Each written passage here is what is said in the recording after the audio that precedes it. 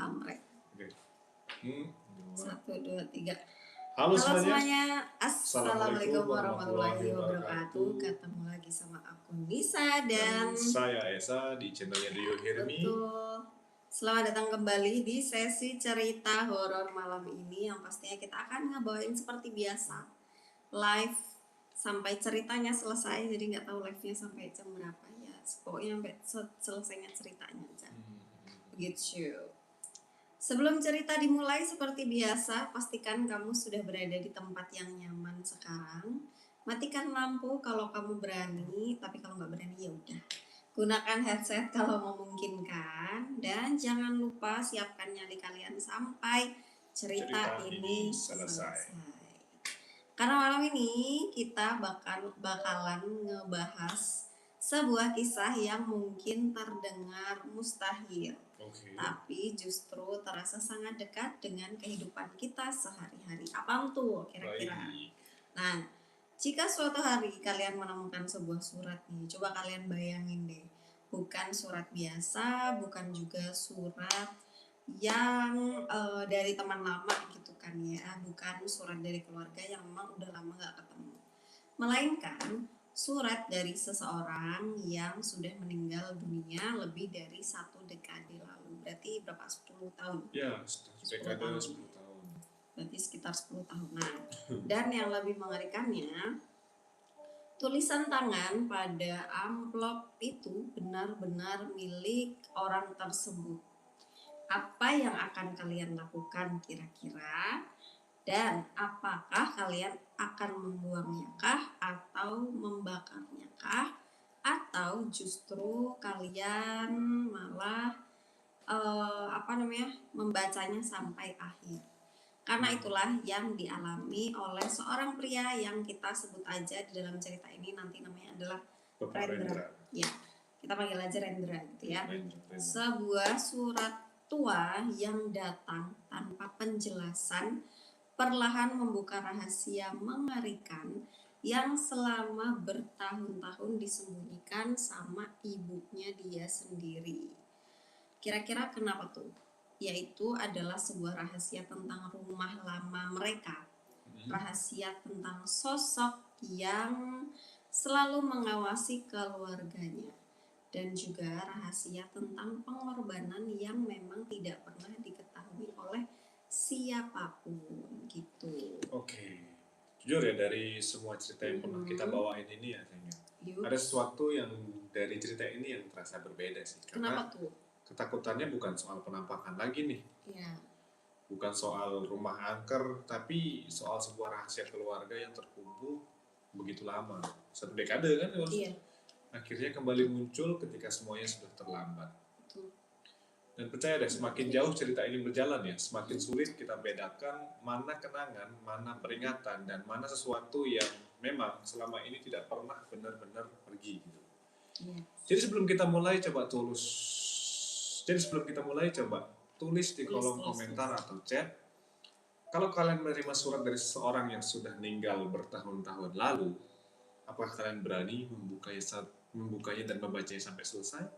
Kalau sudah siap, mari kita bahas ke dalam kisahnya. Surat lama dari ibu yang berisi pengakuan menyeramkan.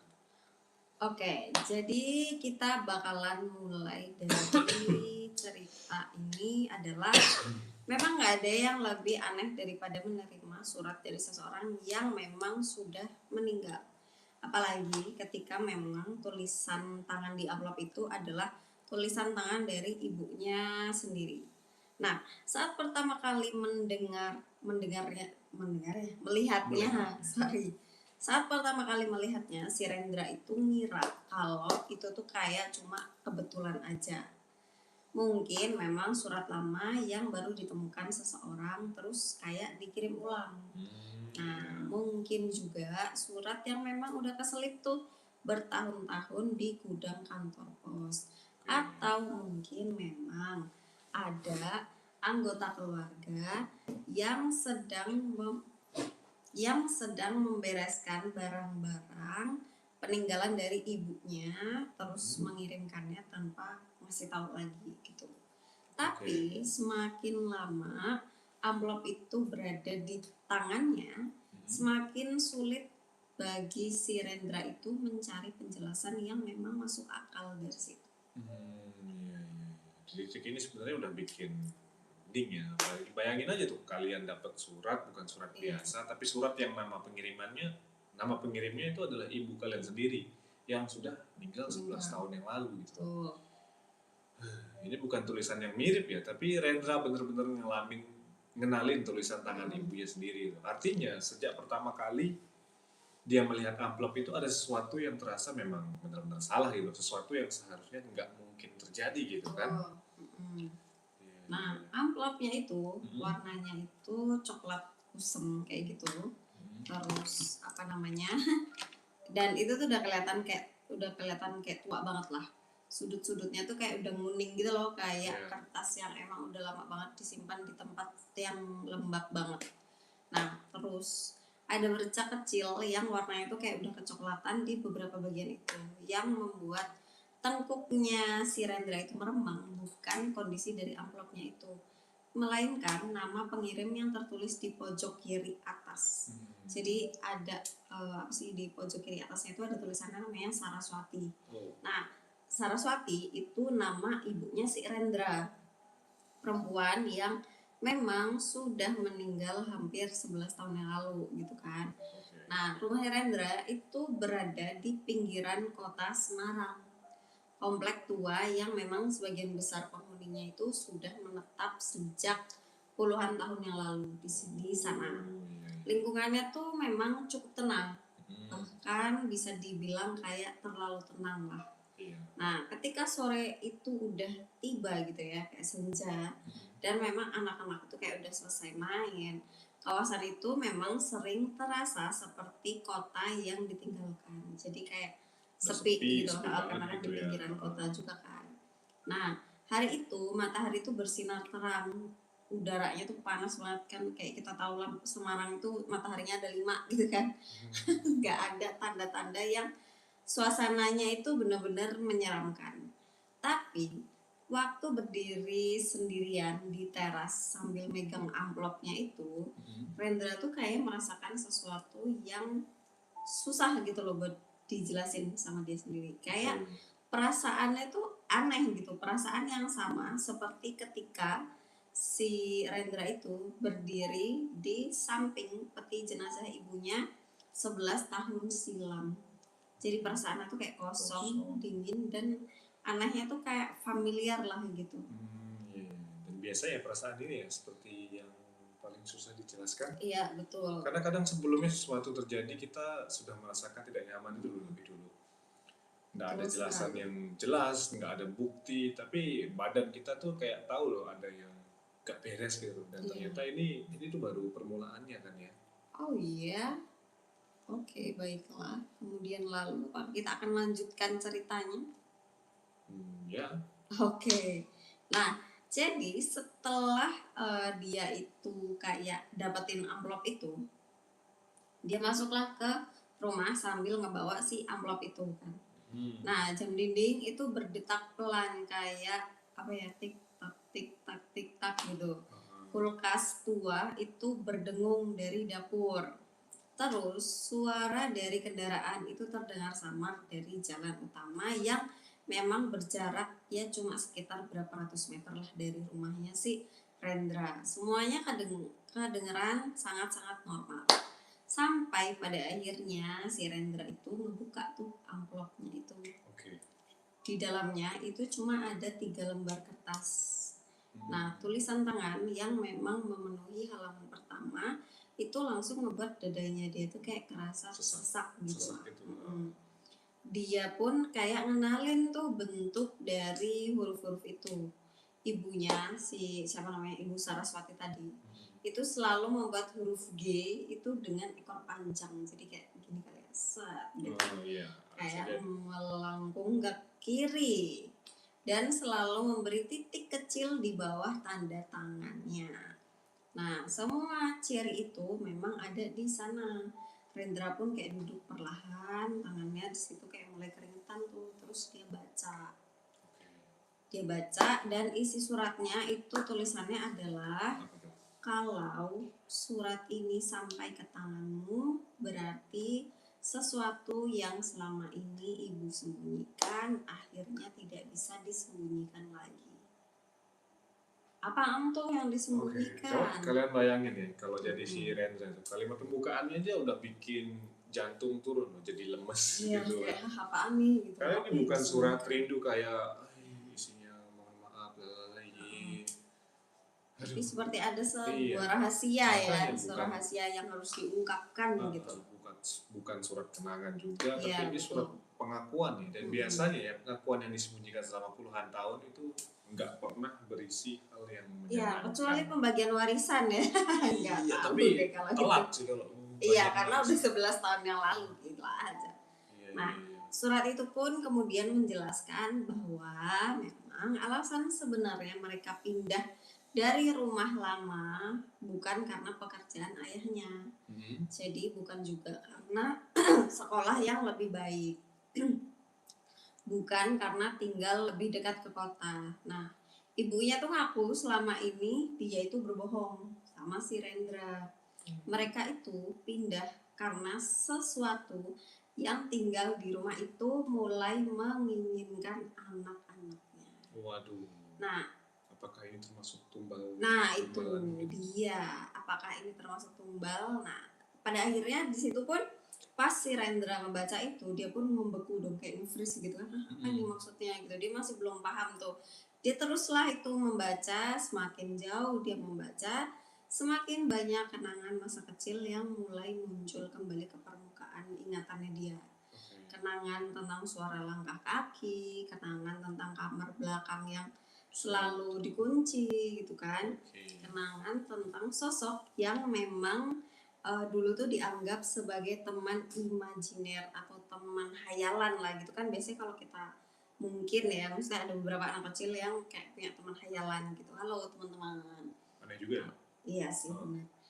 Kita lagi live hari ini, kita ngebacain cerita tentang surat ibu yang berisi pengakuan yang menyeramkan. Stay di live ini biar kamu tahu gimana endingnya ya kan.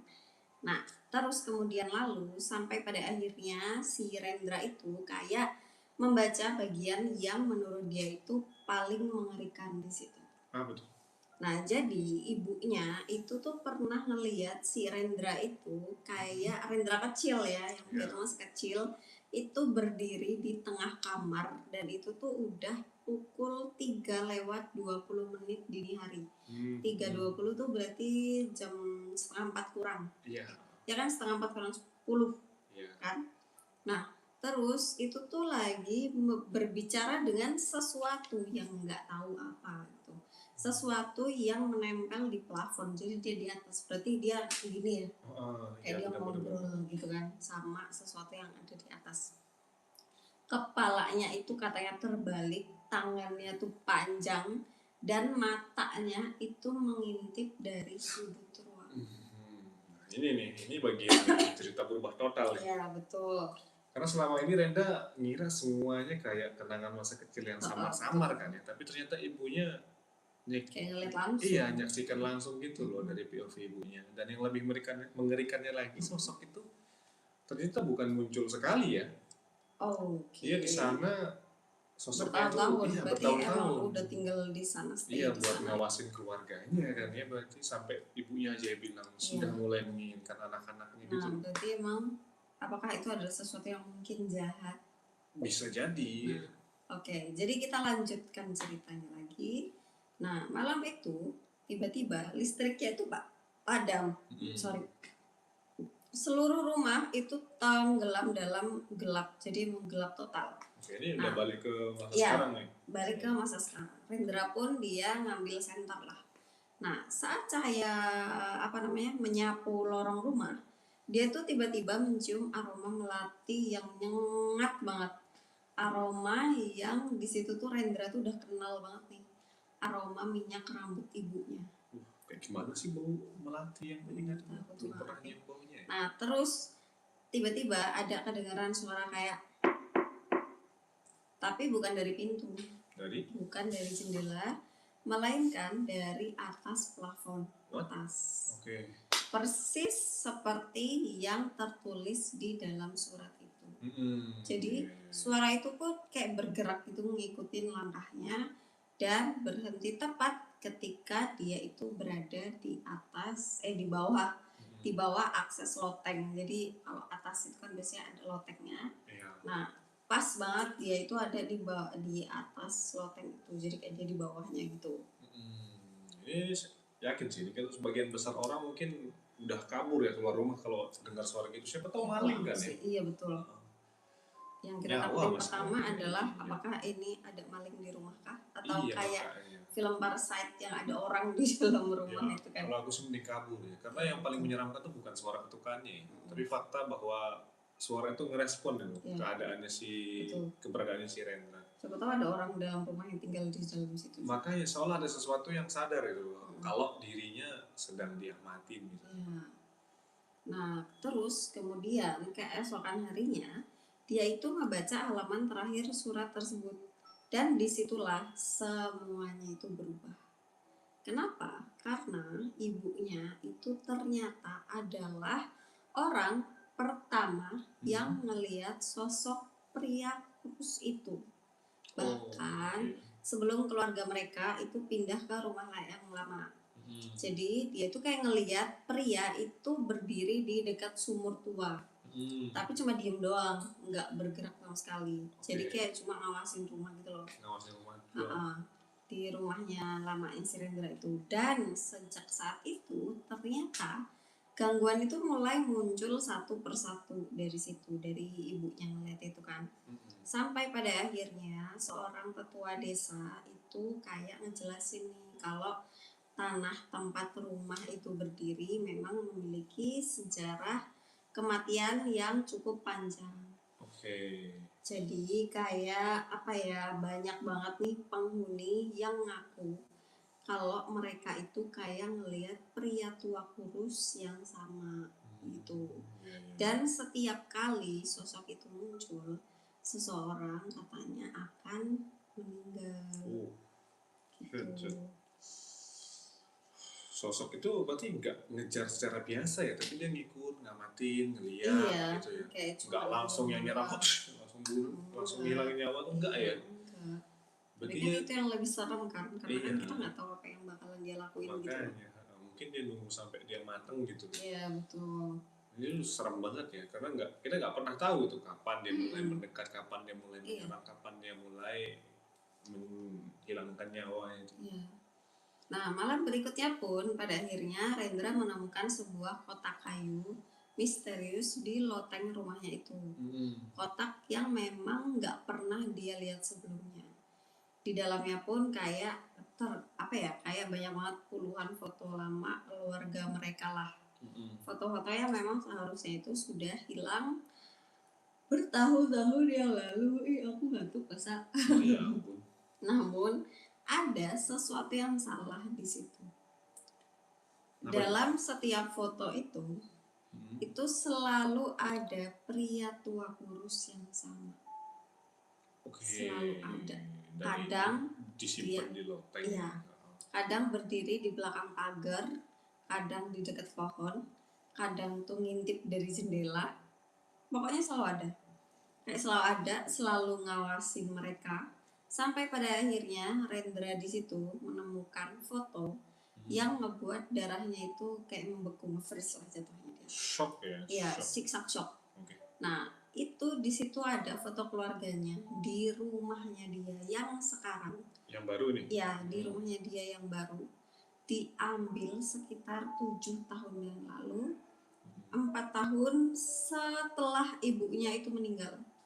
Dan pria tua itu masih berdiri di belakang mereka. Dan tapi yang bikin creepy adalah dia juga ikut senyum ke arah kamera. Gitu. Iya. Itu creepy sih kalau kayak gitu sih. Kebayang. Di sini nggak ada lagi nih alasan buat nyangkal ya kalau itu palsu atau bukan. Karena artinya sesuatu itu nggak pernah tertinggal ya di rumah yang lama itu loh. Lah ini malah ikut pindah gitu. Ikut hidup bersama mereka lagi dan mungkin ya. Betul. sudah berbeda ya, sudah berada sangat dekat gitu loh selama bertahun-tahun tanpa disadari siapapun kecuali Tapi ibunya. maksudnya kita belum tahu ya dia ini siapa, apakah peliharaan kah atau perewangan lah jatuhnya. Preman tuh Perewangan tuh ya itu kayak peliharaan. peliharaan dalam tanda kutip. Tapi kan ada tetua tadi itu memang ada sejarah kelam di Nah di itu kan tanah yang kita lama belum itu. tahu ya kenapa. Jadi kita lanjut aja ke Ya. ceritanya. Oke, oke. Nah, Halo. hai, kita lagi bacain cerita horror. Kalau kamu takut, stay aja. Udah. Terus kemudian si Rendra itu tuh nggak tidur malam itu. Jadi kayak dia ya gimana sih? Aku juga kayaknya nggak akan bisa tidur nggak. Parno pasti malam. Betul. Nah, foto pria tua yang memang ditemukan di loteng itu tuh tergeletak di meja ruang tamu bersama surat peninggalan ibunya. Nah, di situ jam itu udah nunjukin pukul kalau udah jam 2 dini hari lah, udah malam. Namun, matanya itu kayak masih terpaku pada foto terakhir yang ngebuat seluruh logikanya tuh runtuh. Mungkin dia sebelumnya tipe orang yang skeptis gitu ya, maksudnya dia nggak percaya sama hal-hal yang kayak goib-goib gitu lah, apalah. Mungkin ini prank gitu kan. Ya, kayak apalah gitu. Semakin lama diperhatikan, semakin banyak hal yang terasa salah di situ. Pada foto-foto lama ada sosok pria kurus itu memang selalu muncul. Tapi di situ posisinya tuh berubah sedikit demi sedikit. Jadi kayak semakin dekat, awalnya berdiri di balik pagar, terus tiba-tiba di halaman, kemudian tiba-tiba di teras, terus tiba-tiba di jendela, dan pada akhirnya ada di dalam rumah. Tepat di belakang keluarganya. Seolah memang selama bertahun-tahun sesuatu itu terus bergerak mendekat. Jadi kayak perlahan tanpa disadari sama siapapun di situ. Ini detailnya menurutku ya paling mengganggu ya, karena kalau kalian perhatikan sosok itu bukan tiba-tiba muncul yang gitu, enggak, tapi dia udah ada dari jauh itu perlahan mendekat demi sedikit tahun demi tahun, seakan punya tujuan, seakan makhluk ini nunggu waktu yang tepat gitu loh, kayak ya bener tadi kan, nunggu matang mungkin. Dan iya makanya, dan yang menyeramkan itu nggak ada satupun anggota keluarga yang nyadarin kecuali ibunya itu loh. Betul. Bapaknya juga nggak sadar ya. Makanya bayangin aja kalau ada seseorang berdiri di belakang kalian selama bertahun-tahun dan sosoknya itu creepy begini ya, dan baru aja kalian baru sadar setelah semuanya telat gitu.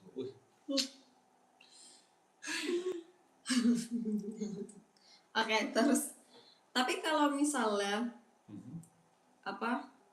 tapi waktu pas ngambil foto itu pasti juga nggak ada yang tahu ya, maksudnya apakah selama kan biasanya kalau misalnya kita kayak nyetak foto terus kita lihat kan, itu apakah dia juga waktu itu sudah ada di situ kah atau emang baru mereka sadar setelah berapa belas tahun setelah itu? Enggak, ini kan mungkin ibunya yang simpan di atas loteng ini. Jadi, mungkin ibunya tahu, ini ada musuh ini, wah sembunyikan. Iya, biar nggak ada yang tahu gitu kan. Mungkin kan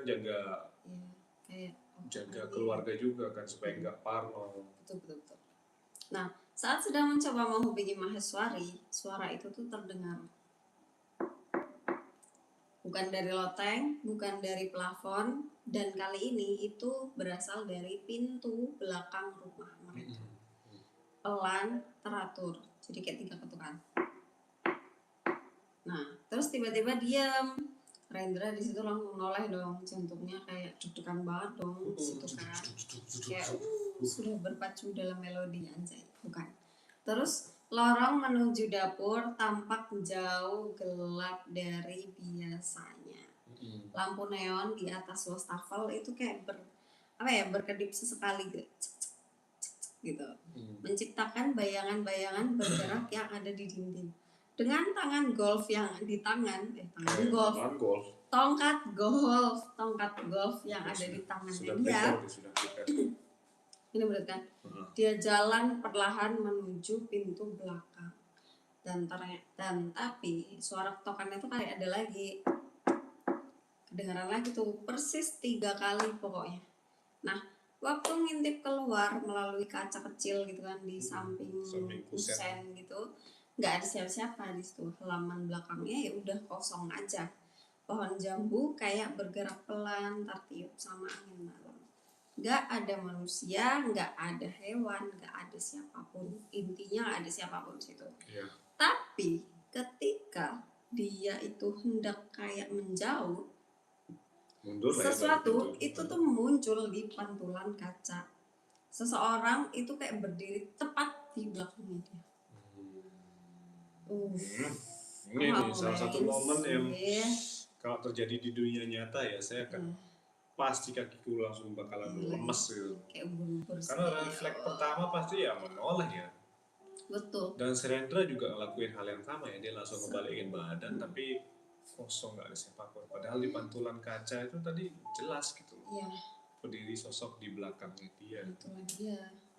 Nah, waktu si siapa namanya Rendra itu balik lagi ngelihat kaca itu, sosok itu masih ada. Yaitu yang tadi si pria tua kurus yang tubuhnya itu terlalu tinggi, lehernya itu sedikit miring. Oke, matanya tuh hitam tam kosong, kayak ada lubang yang menatap balik ke arahnya. Rendra pun kayak apa ya, kayak balik gitu kan, tapi tetap kosong. Berarti ini posisinya dia di kaca ya? Iya. Tapi kali ini aroma melati tuh kayak bau banget lah pokoknya. Aroma yang mengingatkannya pada ibunya. Nah, dan di balik aroma itu ada bau lain, yaitu ada bau busuk banget baunya. Baunya tuh busuk dan itu tuh pekat banget, kayak bau bangkai yang udah disimpan terlalu lama di ruangan yang tertutup. Gitu. Pis. Nah, malam itu pun menjadi awal dari teror yang jauh lebih buruk lagi.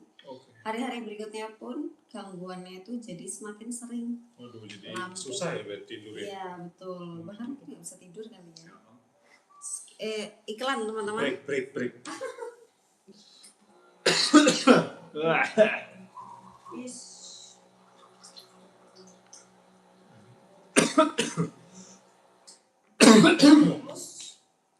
Wadah.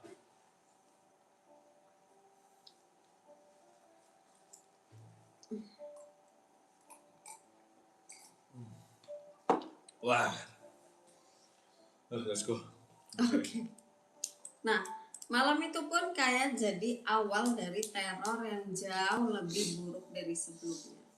Hari-hari berikutnya gangguannya itu jadi semakin sering muncul. Yang tadinya kayak cuma biasa aja, sekarang jadi agak ekstrim. Jadi lampu rumah itu kayak nyala sendiri, pintu kamar itu kayak terbuka waktu dia itu lagi tidur.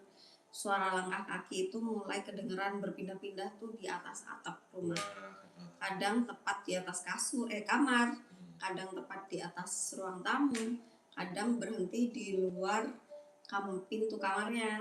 Terus seolah memang ada sesuatu yang sedang berjalan ngelilingin rumah dan mengawasi atau kayak nungguin lah jatuh. Itu mah kalau aku jadi si Rendra yang mending aku ngungsi dulu ke tempat teman. Iya sih, betul. Itu udah bikin stres ya gangguannya kalau sebesar itu.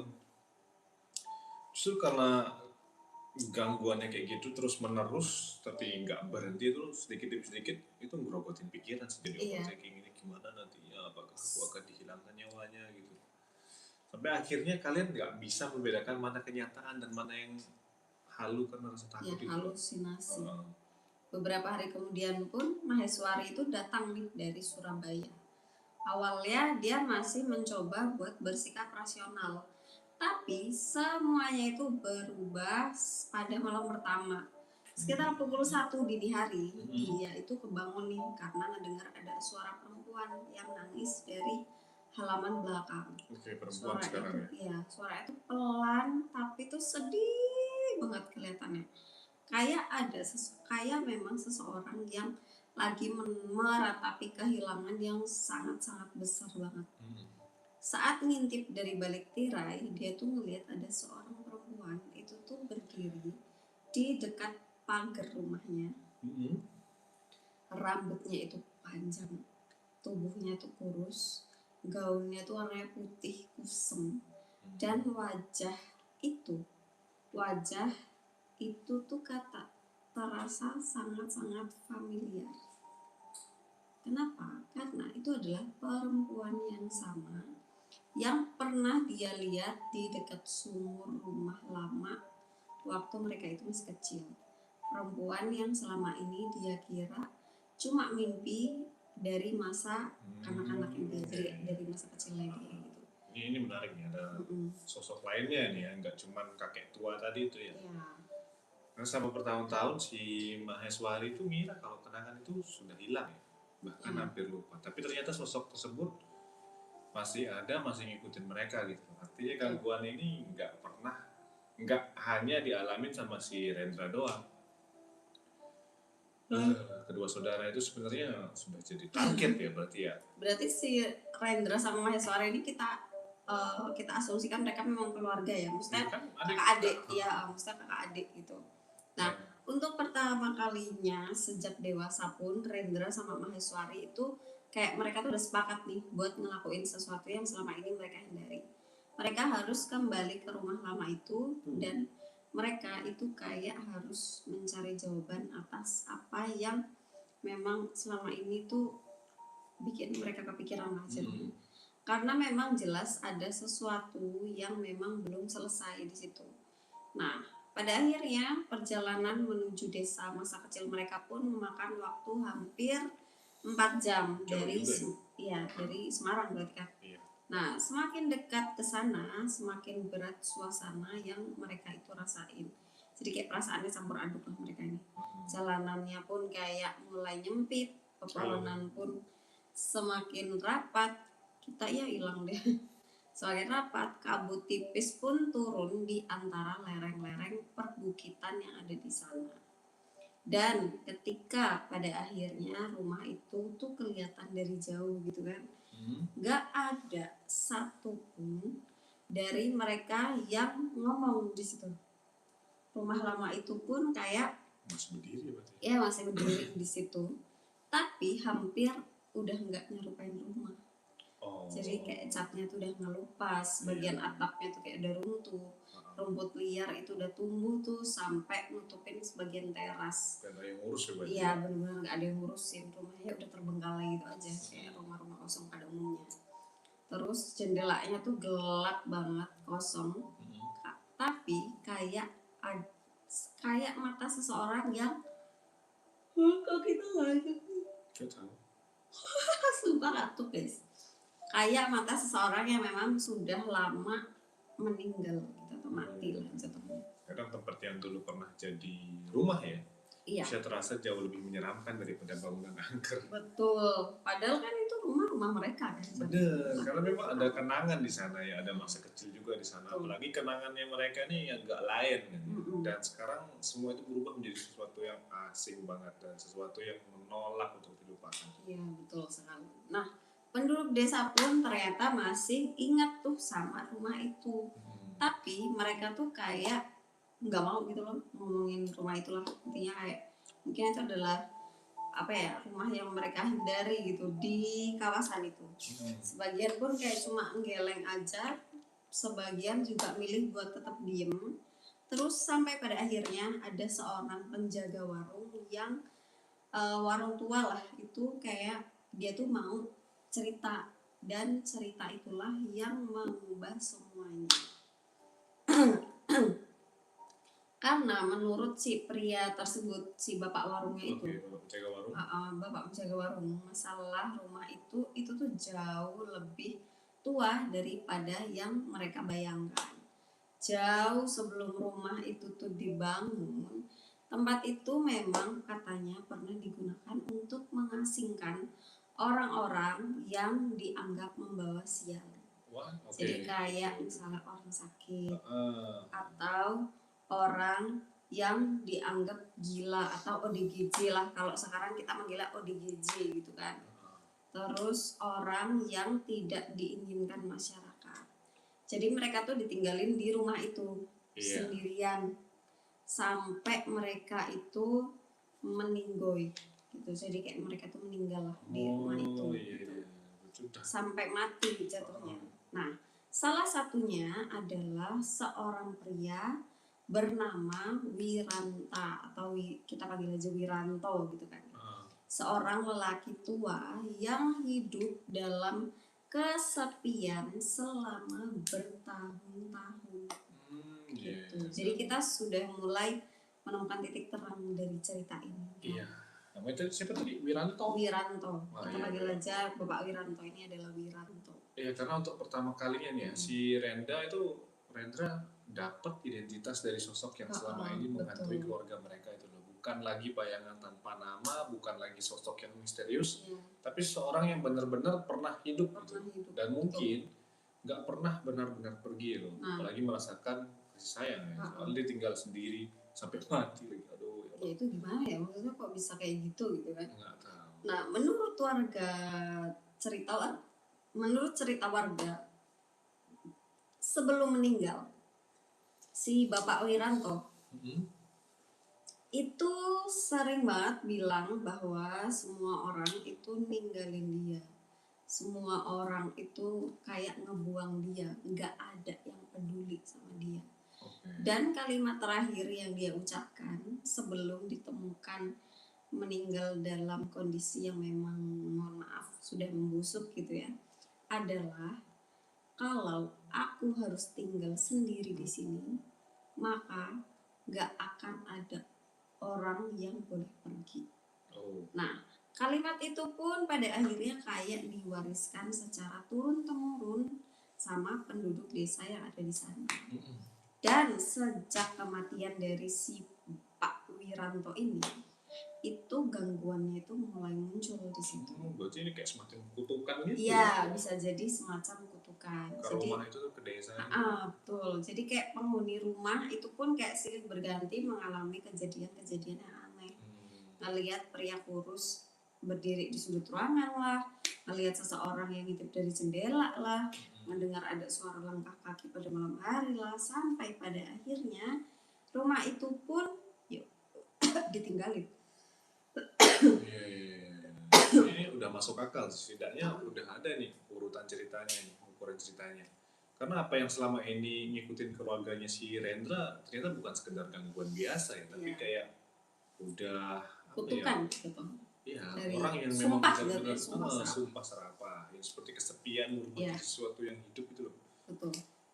Dan si kakek tua ini pun kayak ngerasa, wah aku nggak boleh ditinggalkan lagi gitu loh. Atau mungkin karena dia belum bisa pergi ya karena memang apa ya, kayak dia masih ketahan di situ, dia nggak bisa kemana-mana gitu kan jatuhnya. Tapi kan dia udah pindah rumah si Rendra sampai ke Semarang, terus tiba-tiba kakek itu tetap ngikutin gitu. Nah itu apakah yang terjadi? Ya, makanya. Kita lanjut lagi. Nah, menjelang sore mereka pun akhirnya masuklah ke rumah tua itu. Debu pun kayak berterbangan di udara, kayak udah debu banget lah. Bau kayu lapuk itu udah memenuhi setiap ruangan. Langkah kaki mereka pun kayak menggema di lorong-lorong yang kosong. Jadi kayak apa sih, karena udah lama gak dipakai jadi menggema gitu kan suaranya. Dan semakin jauh mereka itu masuk ke dalam rumah itu, semakin kuat pula perasaan bahwa ada seseorang yang memang kayak mereka tuh ngerasa kayak sedang diperhatikan dari jauh gitu loh. Mereka tuh ngerasa kayak mereka tuh diperhatiin dari dalam rumah itu, dari balik kegelapan. Jadi kayak jatuhnya apa ya, menunggu gitu. Iya. Dan gimana ya, percaya kalau misalkan perasaan sedang diperhatikan dari jauh itu lebih menyeramkan ya daripada melihat penampakan secara langsung. Karena otak kita mulai ngebayangin segala kemungkinan gitu loh. Iya, jadi kayak apa ya, ngeliatin gini apa. Iya, makanya. Udah. Dan biasanya kenyataannya itu bisa jadi malah lebih buruk dari apa yang kita bayangin itu loh. Pada akhirnya pun mereka tuh sampailah di kamar belakang itu kan. Hai teman-teman, kita lagi membacakan cerita horor. Kalau kalian suka cerita horor, jangan lupa stay di sini ya, jangan kemana-mana ya. Kita akan berhoror-horor bersama. Oke, hilang. Terus kemudian lalu, halo, ada dua rupanya. Oke, baiklah. Terus apa itu tadi sampai mana ya? Nah mereka pun pada akhirnya sampai di kamar belakang, kamar yang dari dulu itu selalu terkunci, kamar yang bahkan selama bertahun-tahun kemudian itu kayak masih kerasa asing. Dan pada akhirnya di sanalah mereka itu menemukan sesuatu. Apa ya? Mereka menemukan apa kira-kira? Jadi di sebuah ruang rahasia itu tersembunyi di balik lemari tua, dan di dalam ruang itulah mereka itu menemukan peti kayu peninggalan ibunya. Oh, berarti ibunya udah Ibunya udah tahu berarti. persiapan ya berarti Ya. dari dulu ya. Peti yang menyimpan jawaban dari seluruh misteri ini, dan tanpa mereka sadari matahari pun ternyata sudah mulai tenggelam, jadi kayak udah mulai senja lah gitu. Mereka masuk ke dalam rumah itu, dan sesuatu di dalam rumah itu pun perlahan mulai terbangun. Karena wis maghrib.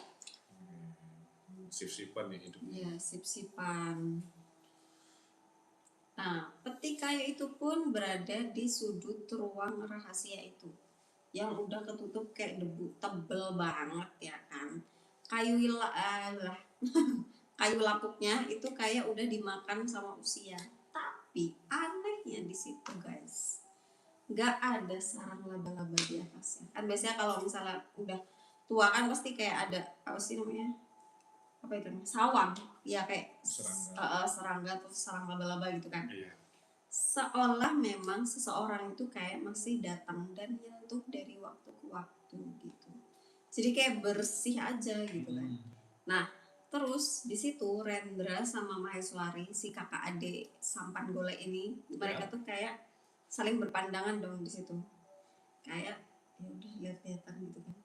Terus apa namanya, pada akhirnya nggak ada yang ngomong sama sekali, mereka kayak ya udah mereka cuma apa ya, iya, tolak-tolak doang. Keduanya pun sama-sama merasakan hal yang sama. Mereka perasaan bahwa jawaban yang mereka cari selama ini ada di dalam peti itu.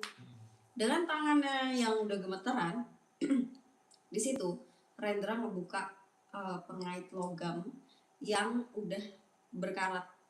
Nah, bunyi gesekan logam itu kayak kedengeran tuh di ruangan sempit itulah. Terus tiba-tiba terus tutup peti itu kan terangkat, diangkat perlahan gitu kan. Di dalamnya itu terdapat tumpukan foto, beberapa surat tua, dan sebuah buku catatan yang langsung dikenalin sama si Rendra di situ. Dan di situ Rendra tahu kalau memang buku itu ya itulah punya ibunya. Iya. Justru ini bikin serem ya daripada nemuin penampakan, karena benda-benda ini udah kelihatan nyata loh, bisa disentuh, bisa dibaca. Artinya semua rahasia yang selama ini tersembunyi benar-benar pernah terjadi ya. Dan sekarang nggak ada lagi nih jalan untuk pura-pura nggak tahu, nggak bisa denial lah. Iya, udah nggak bisa denial mereka ini. Terus Rendra pun ya udah ngebuka lah halaman pertama dari buku itu gitu kan. Tulisan tangan sakit cok.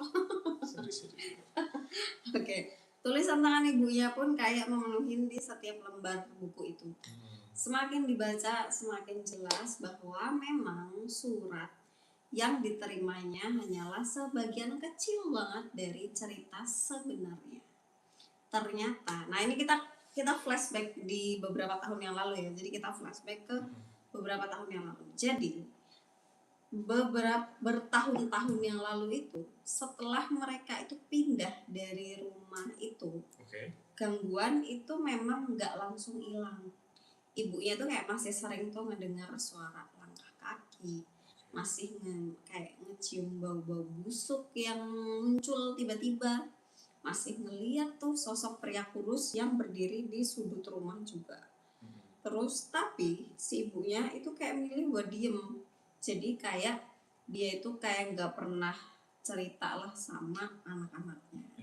Dia cuma nggak pengen kayak mereka tuh hidup dalam ketakutan gitu. Jadi ibunya kayak lebih milih buat ya udah biarlah aku yang merasakan semuanya gitu. Ini di sini udah mulai sesuatu yang berasa menyedihkan gitu. Iya. Sedihnya ada. Iya. Karena Tapi selama ini creepy-nya ada. iya, karena selama ini Renda ngira tuh ibunya nyembunyiin rahasia, padahal sebenarnya ibunya tuh sedang apa ya, nanggung semua Iya, beban itu loh betul. sendirian tahun Dia nggak demi bisa cerita tahun. sama Iya, siapa-siapa makanya ya kan. tanpa bantuan siapapun, Mm-mm. tanpa cerita kepada siapapun, dipendam sendiri tuh loh. Betul. FYI di sini memang berarti kita apa namanya, kita asumsikan bahwa memang ayahnya Rendra itu juga sudah lama meninggal lah ya. Ya, Karena kan di sini berarti cuma ada 3 orang kan, ibunya, Rendra Rendra sama si Maheswari. Jadi mereka cuma 3 orang aja di rumah itu.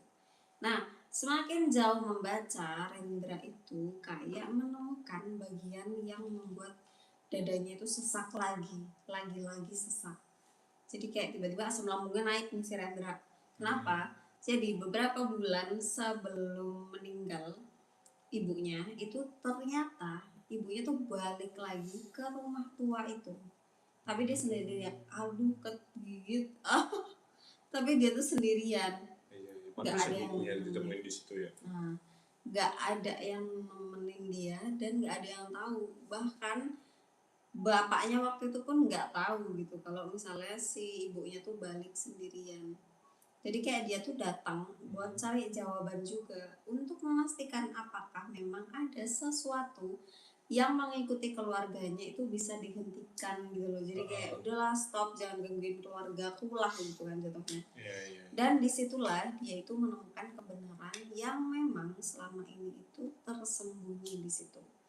Menurut catatan itu, sosok pria itu memang bukan sekedar arwah orang yang meninggal, bukan sekedar penghuni rumah itu aja, tapi itu memang adalah sesuatu yang tumbuh dari rasa kesepian, dari rasa kemarahan, dan juga rasa yang memang ditinggalkan. Dan dari puluhan kematian yang terjadi di tempat itu, jadi kayak semua emosi gelap yang ada di situ tuh kayak numpuk aja di situ selama bertahun-tahun. Terus mengambil bentuk, mengambil wajah, mengambil kehidupan, dan mulai mencari keluarga baru untuk diikutin tuh. Jadi kayak apa ya? Iya, jadi apa sih, kayak mungkin memang energi-energi yang ketinggalan aja gitu loh. Jadi membentuk sesuatu yang jahat lah jatuhnya. Oke, jadi sebenarnya yang paling menyeramkan bukan bentuknya ya berarti ya. Bukan wajahnya, bukan matanya, tapi alasan kenapa ia ada ya. Ya, karena jadi, ia lahir dari penderitaan yang nggak pernah selesai gitu. Serpihan-serpihan energi, residu energinya tuh masih ada di situ. Dan sesuatu seperti ini biasanya itu bisa jauh lebih sulit dihilangkan ya. Karena memang energinya bukan energi positif kan, karena dia nggak bawa energi negatif. Iya, apalagi udah bertahun-tahun, puluhan tahun ya di situ ya. Ya udah, Rendra pun terus ngebaca tuh surat itu kan, atau buku diary ibunya lah jatuhnya. Sampai pada akhirnya dia menemukan tuh halaman terakhir dari ya memang Allahu Akbar. Memang. Waduh, aku mau hitam aja sekalian. Daripada belang gitu ya, kayak zebra cross. Iya, jalan kali ya. Oke, terus kemudian lalu lanjut ya Bapak. Terus Rendra pun ngebaca kan tadi udah semua apa sih buku diary ibunya itu, sampai pada akhirnya dia sampai di halaman terakhir, halaman yang ngebuat tangan itu makin gemetar di situ. Tulisan ibunya itu kayak jauh lebih berantakan, seolah memang ditulis dalam keadaan yang udah buru-buru atau ketakutan lah di situ. Di sana itu tertulis sebuah pengakuan, dan pengakuan yang nggak pernah diketahui sama siapapun. Di situ ibunya tuh bilang kayak, aku berhasil menghentikannya, aku memintanya mengambilku sebagai gantinya. Nah di situ pun ruangan kayak mendadak terasa kayak lebih dingin lagi dari sebelum-sebelumnya. Nah Rendra tuh kayak ngebaca ulang kalimat itu gitu, terus sekali lagi seakan memang dia itu kayak nggak percaya sama apa yang udah ditulis sama ibunya gitu. Kayak what the hell is that? Ini di sini nih semuanya berubah nih. Ya, kan tiba-tiba kematian ibunya tuh tidak terasa nggak terasa biasa gitu.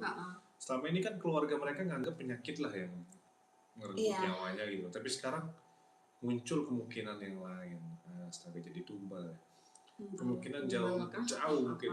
Iya, makanya jauh lebih mengerikan bahwa selama bertahun-tahun ini ya, ibunya sengaja menjadi penghalang antar sesuatu yang itu sosok itu dan anak-anaknya itu.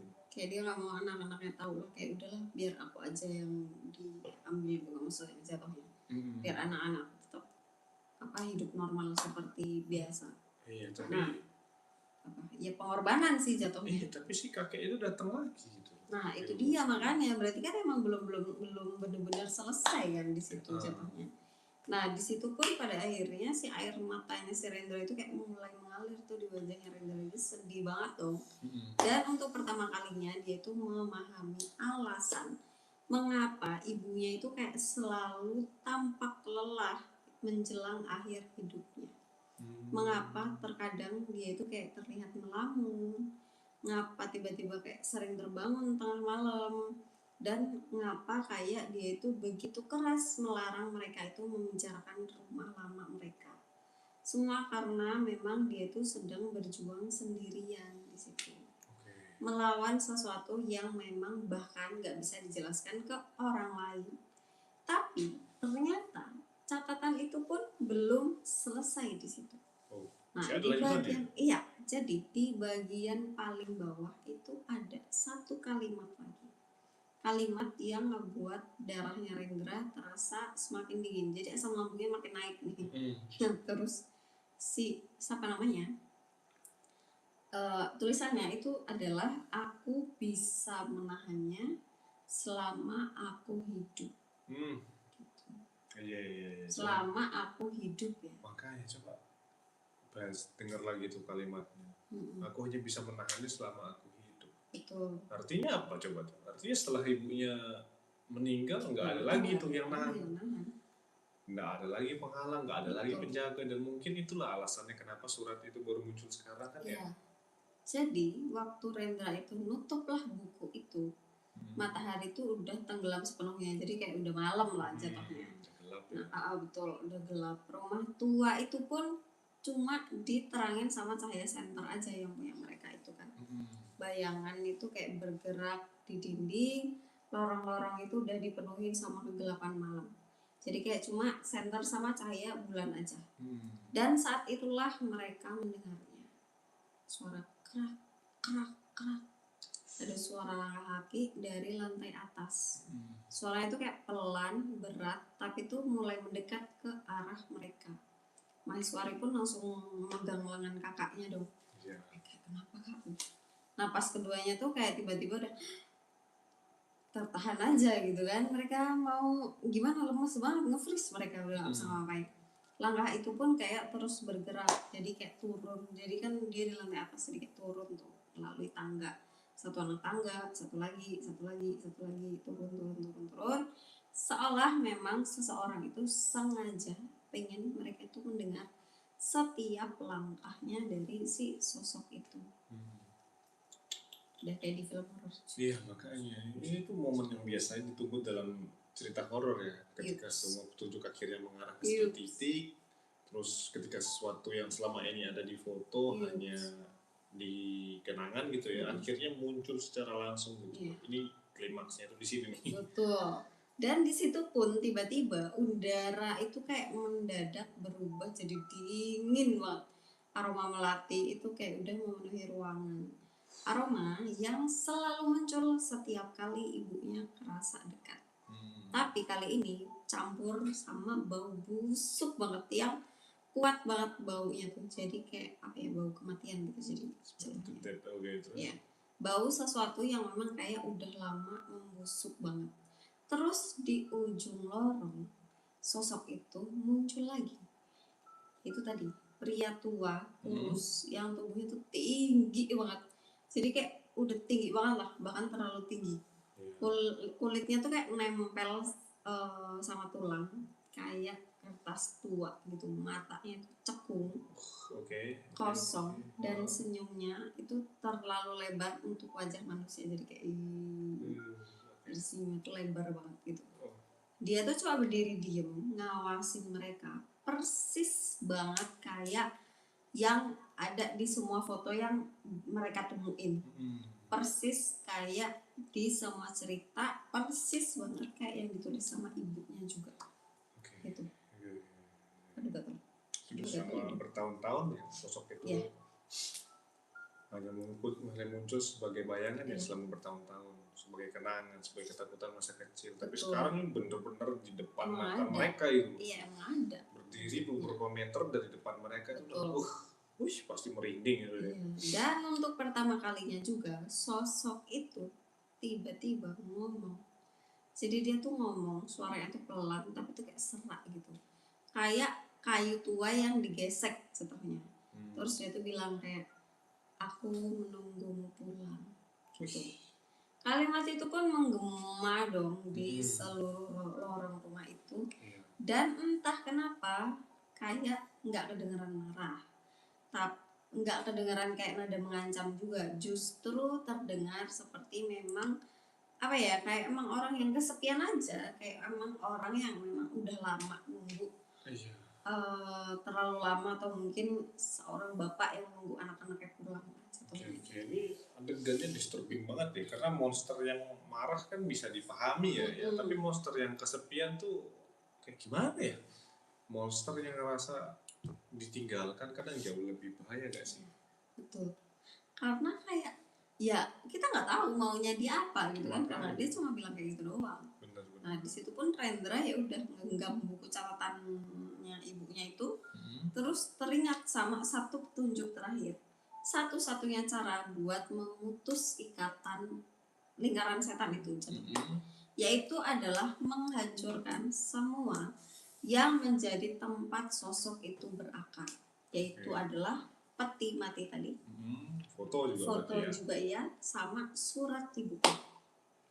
Semua benda yang tersimpan di rumah itu dengan tangannya dia udah gemetar, dia ngeluarin untuk korek api.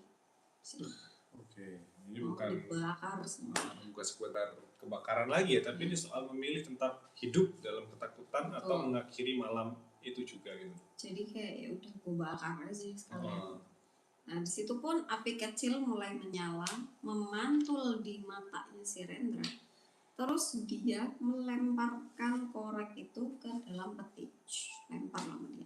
Seketika api pun membesar, menjilat surat-surat itu, menjilat ya, jatuhnya kayak membakar lah, ya, menyulut surat-surat tua itu, membakar foto-foto lama. Alhamdulillah ya Allah. Terus membakar seluruh masa lalu yang memang selama ini tuh sudah terpendam. Sosok di lorong itu pun mendadak berubah, tubuhnya bergetar hebat, senyumnya hilang, dan untuk pertama kalinya dia tuh menjerit. Menjerit kesakitan. Jeritannya tuh panjang, jeritan yang memang nggak terdengar seperti manusia ya, alam manusia kan jatuhnya kan. Terus penuh sama kemarahan, penuh sama kesedihan, penuh sama penderitaan, seolah-olah puluhan tahun kesepian itu dilepaskan di dalam satu suara itu. Jadi ya udah dibakar sama bakar, bos. Bayang sih itu betapa ngerinya suaranya ya.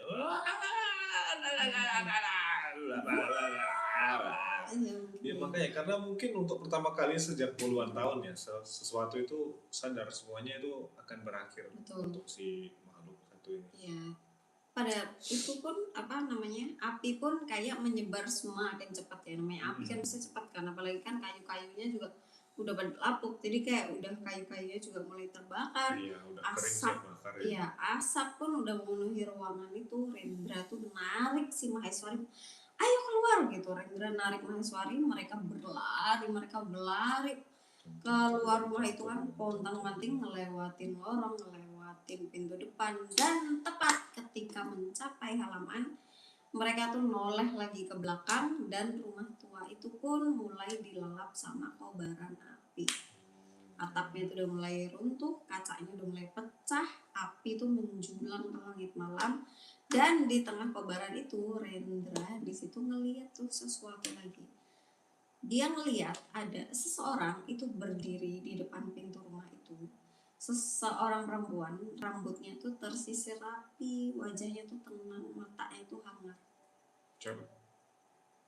Yang Rendra lihat itu adalah sosok yang sangat-sangat familiar buat Rendra sama Maheswari. Yaitu adalah ibunya si Rendra dan Maheswari. Ibunya si Ibu Saraswati tadi gitu. Menurutku ya ini begini paling emosional. Iya, betul. Kayak reuni gitu. Tapi reuninya beda alam. Iya, karena setelah semua ketakutan itu selesai, semua rahasianya juga selesai, akhirnya Renda bisa melihat satu orang yang selama ini ya berjuang untuk dirinya. Rahasianya sendiri sampai akhir hayat ya jatuhnya. Benar. Nah, perempuan itu pun dia tuh tersenyum, bukan senyum yang sedih, tapi adalah bukan senyum perpisahan juga, melainkan adalah senyum lega gitu kayak. Jadi kayak ya udah lega aja kayak gitu kan. Selesai sudah. Iya, seolah memang beban yang selama ini dipikul sama si ibunya itu selama bertahun-tahun, pada akhirnya pun ya udah selesai. Perlahan sosok itu pun kayak memudar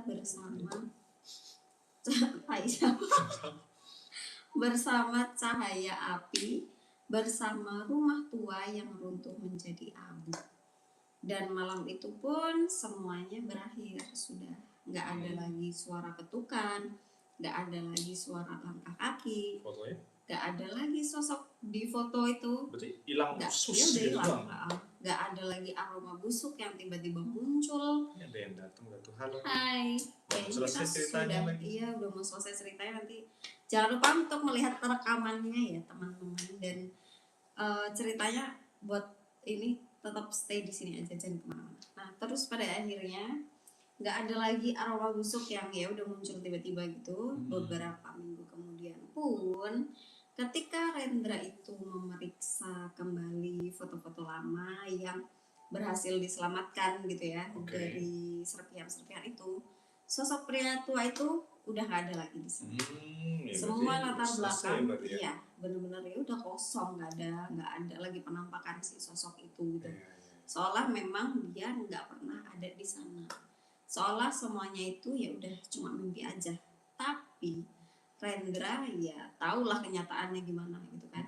Dia tahu apa yang udah dilakuin sama ibunya, dia tahu pengorbanan ibunya selama ini itu kayak gimana. Dan sejak saat itu pun si Rendra itu udah nggak pernah lagi ngelihat si rumah tua itu sebagai sumber ketakutan, melainkan adalah sebagai saksi dari kasih sayang seorang ibu sama anak-anaknya. Kasih sayang yang memang begitu besarnya, sampai pada akhirnya ibunya itu kayak rela menghadapi kegelapan sendirian dan menyimpan rahasia sampai ibunya itu meninggal dunia, demi memastikan anak-anaknya itu tetap hidup, tetap aman, dan tetap bisa pulang ke rumah dan menjalani kehidupan normal seperti orang-orang pada umumnya tanpa ada merasa ketakutan di sepanjang hidupnya. Kadang memang ya kalau kita baru memahami besarnya cinta orang tua itu ya, setelah semuanya ya kadang setelah semua terlambat gitu loh, kita baru sadar betapa besarnya pengorbanan orang tua kita itu setelah rahasianya terbuka. Betul. Setelah mereka tidak lagi ada di samping kita apalagi kan. Dan mungkin itulah bagian paling menyeramkan dari cerita ini, bukan sosok si Wiranto tadi, bukan rumah tua tadi, bukan suara yang ketukan bukan suara atau ketukannya dari plafon, melainkan kenyataan bahwa seorang yang pernah menyintai kita itu sedalam itu loh mencintainya. Dan kita baru sadar atau mengetahuinya setelah mereka udah pergi. Ya mungkin si Rendra sama Maheswari juga mikirnya kayak kenapa sih ibu tuh nggak pernah mau cerita, emang kenapa, ada apa, kan namanya juga mungkin penasaran gitu kan. Nah, tapi ya mungkin kenapa ibunya nggak cerita tuh ya mungkin alasannya adalah itu, kalau misalnya nanti diceritain malah tiba-tiba sosoknya datang lagi, neror lagi, pusing lagi apa dan segala macam gitu kan. Makanya ibunya milih buat ya udah keep untuk aku sendiri aja, biarkan aku semua yang menanggung semuanya gitu. Dan disitulah akhir dari kisah surat lama dari ibu yang berisi pengakuan menyeramkan. Sebuah cerita tentang ketakutan, tentang rahasia, tentang masa lalu yang memang gak pernah benar-benar hilang. Dan tentang seorang ibu yang memilih untuk memikul semuanya sendirian demi melindungi anak-anaknya. Itu terlepas dari apakah kalian percaya dengan hal-hal yang mistiskah atau tidakkah, ada satu hal yang sulit untuk disangkal, yaitu adalah bahwa memang terkadang pengorbanan terbesar itu dilakukan dalam diam tanpa diketahui sama siapapun, tanpa pernah diceritakan, dan baru dipahami ketika semuanya itu sudah benar-benar berakhir. Iya, iya. Kalau dipikir-pikir bagian yang paling membekas itu bukan cerita dari sosok si Wiranto tadi ya, Ning, ya. Betul. Bukan rumah tua yang terbakar, bukan suara ketukan dari plafon tadi. Ya, itu Melainkan- serem sih, benar. Tapi melainkan kenyataan bahwa selama bertahun-tahun Rendra tuh hidup tanpa mengetahui apa yang sebenarnya dilakuin sama ibunya itu loh, untuk Tapi dirinya. di satu sisi jadi Rendra sama Maheswari juga nyesek nggak sih, kayak kenapa sih ibu tuh nggak cerita aja gitu. Iya. Siapa tahu kan kita bisa bantu mungkin ya kan. benar. Dan Kalau mungkin dari POV anaknya. dan mungkin di dunia nyata pun banyak hal yang mirip ya kayak gitu ya. Banyak Banyak pengorbanan sih, yang pasti nggak ada. pernah kita lihat gitu. Betul. Banyak kasih sayang yang nggak pernah kita Betul. nggak pernah diucapkan oleh orang tua. Sampai suatu hari kita menyadari bahwa semuanya sudah pernah ada. Dan mungkin itu sudah terlambat untuk mengucapkannya karena ya sudah terlambat ya untuk mengucapkan terima kasih ketika mereka udah pergi gitu loh. Betul sekali. Ya. Nah, itulah makanya kalau misalnya selagi orang tua kita masih ada, jangan lupa untuk mengucapkan I love you, Mams. Terima kasih atas semua yang kamu berikan gitu ya, baik kepada ibu dan bapak ya, terutama ibu mungkin ya yang sudah membesarkan kita gitu kan. Oke. Jangan lupa untuk mengucapkan terima kasih dan love kepada ibu kalian. Begitu. Nah, oke, cukup panjang untuk cerita hari ini. Bagaimanakah? Apa kurang panjang lagi seperti minggu kemarin? Sudah cukup. Sudah cukup panjang ya. Kalau misalnya kalian menikmati cerita malam ini, jangan lupa untuk dukung channel kita dengan cara like dan juga subscribe channelnya Do You Hear Me biar semakin dikenal banyak orang. Dan nyalain loncengnya, notifikasinya juga biar kalian juga gak ketinggalan cerita-cerita horor yang lainnya gitu. FYI, kita akan live setiap hari Senin jam 7 atau jam setengah 8 ya. Gitu, jadi stay tune kalau mau nonton live nya Do You Hear Me itu setiap hari Senin ya guys. Ingat itu. Nah, menurut kalian gimana cerita malam ini? Apakah cukup seram kah atau sedikit menyentuh begitu kah atau bagaimanakah? Cukup menyentuh sih menurut. Iya, cukup menyentuh ya. Tulis pendapat kamu di kolom komentar tentang cerita malam ini. Ya udah, kalau gitu saya pamit. Ya, saya juga pamit. Selamat malam dan sampai bertemu jumpa di cerita horor berikutnya. Bye bye. Kita mau makan lapar. Bye bye. Wassalamualaikum warahmatullahi wabarakatuh.